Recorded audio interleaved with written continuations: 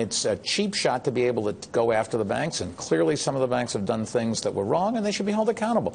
Nobody really disagrees with that. But the bottom line is, if you take away their ability and willingness to take risk, it's Main Street that suffers, not Wall Street. Do you worry about that, Governor? Yeah. What I was going to mention, though, is we're complementing that, because the finance community, you've got experts here, and that was well stated. That is the issue. What we're also doing, though, is recognizing we have a complementary program to help with the customer side. I've started businesses. One of the great things you need is that first customer, or that next customer to grow your business. So we created Pure Michigan Business Connect, which we run as the state, but we don't put any special deals on the table at all. We simply get Michigan companies talking to one another. I call it a good neighbor policy. And you wonder, does it work in terms of having our big companies offer contracts or put proposals out and see what happens? We've generated over $2 billion of incremental sales in the state of Michigan in just the last 3 years. That's roughly 10,000 additional jobs in our state by really saying to small companies, by all comers that are in Michigan, here's a whole bunch of proposals. Come bid on getting this contract that you never would have had a chance to get a contract with one of the big automakers. That complements this. So that's creating this whole ecosystem of finance, of customer relationships, of mentorship and entrepreneur. And that's the kind of environment we're really seeing come together in Michigan, which is truly exciting. Lloyd, if the government could get out of its own way, the federal government that is, what would make the most sense? What would help the economy the most, create the most jobs? Immigration reform, tax reform, infrastructure spending? Yeah, sure. But what would you put at the top of the list? I think you hit a few of them. And listen, I also don't want to take, look, the predicate of your question is, we just came through an incredible trauma. We're in a position to talk about accelerating growth, but it was not a foregone conclusion that we'd ever have growth again if things had gone off the rail. People in government interpreted, I'd say, acted courageously in that they interpreted their responsibilities very, very broadly.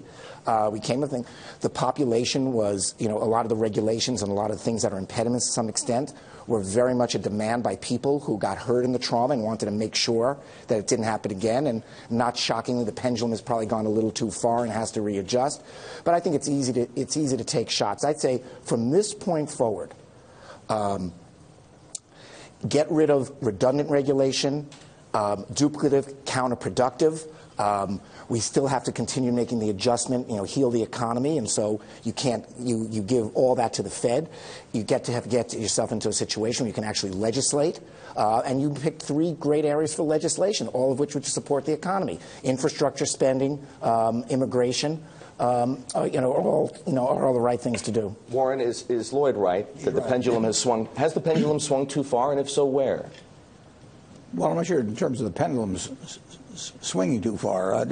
What you've seen really since the third quarter of 2009 is you've seen this economy come back from a wound like it hadn't suffered at any time during my adult lifetime. I mean, this was, people talk about, well, at this previous recession it came back in such and such a period. This was unlike that. You had 50 million people in the United States with mortgages on their houses, and you probably had maybe 35 million underwater at one time. That's a different experience than any recession we had in our lifetime. American people were scared, and we have come back.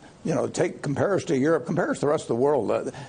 America always comes back, and it's coming back this time. And it came back because of 2 people from Goldman, Hank Paulson and Bob Steele, and Steve Ratner, my friend, and a bunch of others who came to Washington, and people are trying to revise history.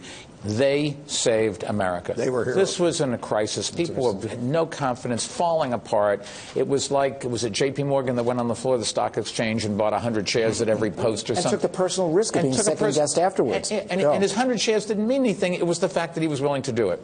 And that we stood up and we defended. And Detroit was certainly one of the beneficiaries. The automobile industries was like the mortgage business, the banks in big trouble. And we did what we should have done. We suck it up, don't look to the past. What can we do for the future?